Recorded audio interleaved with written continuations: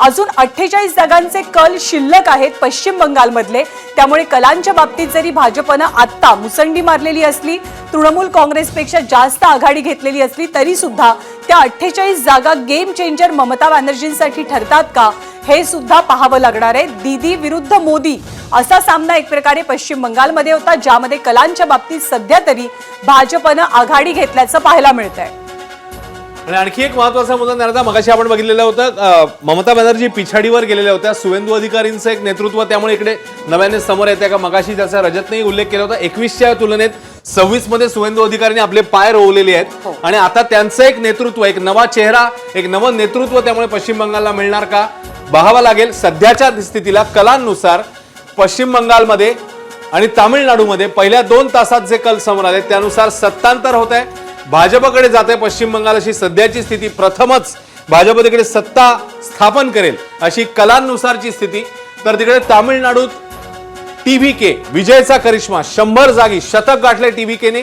तर केरळमध्ये देखील सत्तांतर होताना बघायला मिळते, त्यामुळे ठिकठिकाणी मोठा उलटफेर, मोठे बदल होताना आपल्याला बघायला मिळतात कलांनुसार। आता 9:57 झाले, जवळपास 2 तास उलटून गेले आहेत मतमोजणी सुरू होऊन, त्यामुळे पश्चिम बंगालमध्ये प्रथमच भाजप सत्ता स्थापन करेल अशी स्थिती। तामिळनाडूमध्ये चित्र सांगता येत नाही, मात्र टीव्हीकेने मोठी मारलेली मुसंडी। तर केरळमध्ये सत्तांतर, केरळमध्ये काँग्रेस आणि मित्रपक्ष 96 जागी आघाडीवर, 139 जागा ज्याचे कल हाती आले आहेत। तर पश्चिम बंगालमध्ये मात्र प्रथमच भाजप सत्तेकडे जाताना दिसतं आणि ही दृश्य आहेत केरळमधली। केरळमध्ये काँग्रेसचा जल्लोष, कारण साहजिकच सत्ता ते मिळवत आहेत, सत्तेमध्ये त्यांनी मोठी वाटचाल जी आहे ती सुरू केलेली आहे सत्तेच्या दिशेने। तर पहिल्या 2 तासातलं चित्र काय आहे, पश्चिम बंगाल, तामिळनाडू, केरळ तिन्ही ठिकाणी आपल्याला बघायला मिळते ते सत्तांतर किंवा वेगळं इक्वेशन, वेगळं समीकरण।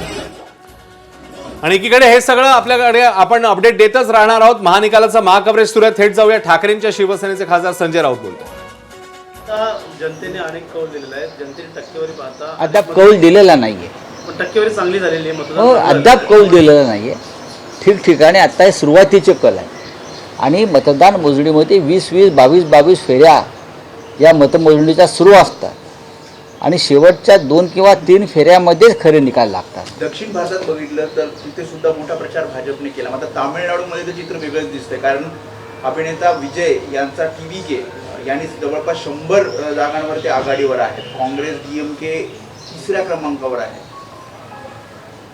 हे खरं आहे, मी आता पाहिलं, पण तिथे सुद्धा आपल्याला थांबावं लागेल। या क्षणी जे कल येत आहेत ते कल आहेत, मी म्हटलं ना 20-20, 22-22, 25-25 मतमोजणीच्या फेऱ्या चालतात आणि त्यानंतर निकाल लागतात। तुम्ही पहिल्या 2ऱ्या फेरीमध्ये हे निकाल नाही सांगू शकत। पंतप्रधान मोदी असतील, अमित शहा असतील, तिथे तळ ठोकून होते पाहायला गेलं तर नाही, ते त्यांना दुसरं काम काय आहे, निवडणुकीत तळ ठोकणं हेच त्यांचं काम आहे। देशामध्ये किंवा महाराष्ट्रामध्ये मुलींवर अत्याचार होत आहेत, भ्रष्टाचार होत आहेत, महागाई वाढली आहे, नोकऱ्या नाहीत, त्या संदर्भात ते तळ ठोकून कोणी काम करत नाही।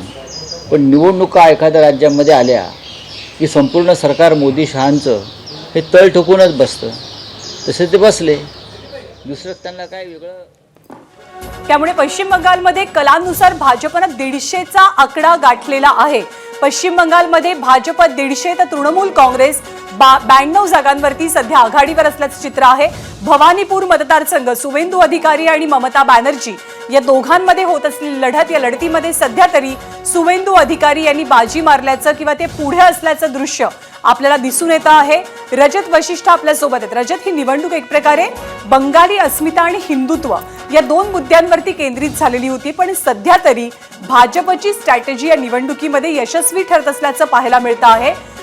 सुवेंदू अधिकारी हे सुद्धा भवानीपूरमधनं पुढे, तर अर्थात भाजपचा आकडा सुद्धा मोठा आहे, 150 पार जाते भाजप। निश्चितच ज्ञानदा आता दोन्ही पक्षांचा अंतर जो आहे तो वाढत चाललेला आहे आणि त्यामुळे पश्चिम बंगालचा जो कौल आहे जनतेचा तो भाजपच्या दिशेने आहे असं अशी चिन्ह जी आहे ते दिसायला लागलेली आहे. खरं जसं तुम्ही प्रश्न विचारला की बंगाली अस्मिता विरुद्ध हिंदुत्व असा मुद्दा होता का, तर ग्राउंडवर जो मुद्दा होता भाजपकडून निश्चितच हिंदुत्वाचा मुद्दा होता. मात्र भाजपचा जो हिंदुत्वाचा मुद्दा आहे त्याला एक कुठेतरी आव्हान देण्यासाठी ममता बॅनर्जी यांनी भाजप बाहेरील पक्ष आहे बंगाली अस्मितेचा मुद्दा जो आहे तो उपस्थित केला होता. मात्र कुठेतरी जे बंगालचे मतदार आहेत त्यांना तो मुद्दा जो आहे तो फारसा पटलेला. थोडंसं थांबवते. भवानीपूरमधनं ममता बॅनर्जी पिछाडीवरती आहे. तामिळनाडूमध्ये TVK 103, AIDMK 72 आणि DMK 51 अशी सध्याची आकडेवारी आहे. त्यामुळे विजय यांनी एक प्रकारे खूप मोठा उलटफेर केलेला आहे तामिळनाडूच्या राजकारणात आणि देशाच्याही राजकारणात. कारण सोमेश जे कॅल्क्युलेशन सांगत होता की भाजपसाठी कसं एक प्रकारे फायद्याचं आहे विजय यांची तामिळनाडूमध्ये सत्ता येणं आणि त्यांचे जे विरोधक आहेत काँग्रेस आणि काँग्रेसचे अलायन्सेस ते एक प्रकारे सत्तेबाहेर फेकलं जाणं या संदर्भात सुद्धा चर्चा होणं तितकंच महत्वाचं आहे. विजय यांची TVK बहुमतापासून केवळ 15 जागा दूर आहे.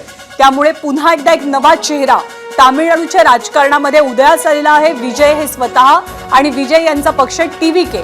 त्यामुळे TVK सत्ता स्थापन करणार का किंवा काही समीकरणं गणित जुळवावी लागणार याची उत्सुकता अर्थातच तामिळनाडूमध्ये असेल. पण ज्ञानदा आकडेवारी जर बघितली तर 15 जागा त्यांना हव्यात बहुमतासाठी, पण टोटल जर आपण बघितली तर 228 कल हाती आले 234 पैकी. त्यामुळे तिकडे 6च कल राहिलेत.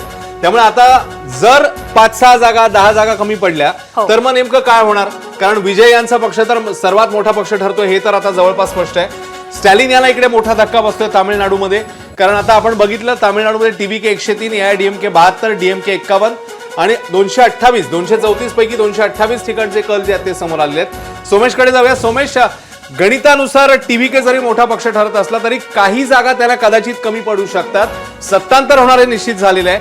पहिल्या नंबरचा पक्ष TVK होणार हेही आता निश्चित आहे, पण काही जागा त्यांना कमी पडू शकतात. तर त्या जागा नेमकं कसं गणित असू शकेल मग आता याच्यामुळे तामिळनाडूमधलं? सोमेश,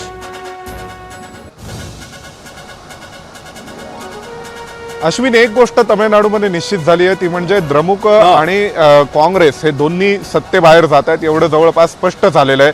आणि द्रमुक आणि काँग्रेस असेच प्राथमिक कल शेवटपर्यंत राहिले तर सत्तेत येऊ शकणार नाहीत. परंतु जर विजय TVKला जर थोड्याफार 10 ते 12 जागा कमी पडल्या तर त्यांना पाठिंबा कुणाचा मिळणार? त्यांना भारतीय जनता पक्ष बाहेरून पाठिंबा देईल का, किंवा AIDMK बाहेरून पाठिंबा देईल का, किंवा AIDMK भाजपला सोडून विजय सोबत जाईल का?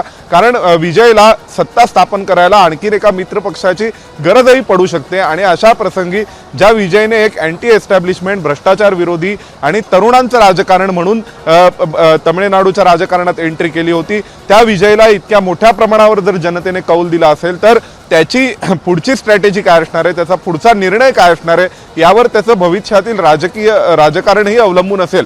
आणि त्यामुळे द्रमुकच्या विरोधात, तिथल्या सरकारच्या विरोधात त्यांनी मुद्दा आवाज उठवला होता. त्यामुळे कदाचित द्रमुकसोबत तर विजयला जाता येणार नाही. दुसऱ्या बाजूला अण्णा द्रमुक आणि भारतीय जनता पक्ष हे देखील तसे प्रस्थापितांचे पक्ष आहेत. त्यामुळे अशा परिस्थितीमध्ये जो अँटी एस्टॅब्लिशमेंट फोर्स म्हणून विजय समोर आला होता आणि ज्यांनी मोठ्या प्रमाणावर अँटी एस्टॅब्लिशमेंट, अँटी इन्कम्बंट आणि परिवर्तनवादी ऑप्टिमिस्टिक जे वोट्स असतात ते वोट मतदार स्वतःकडे घेत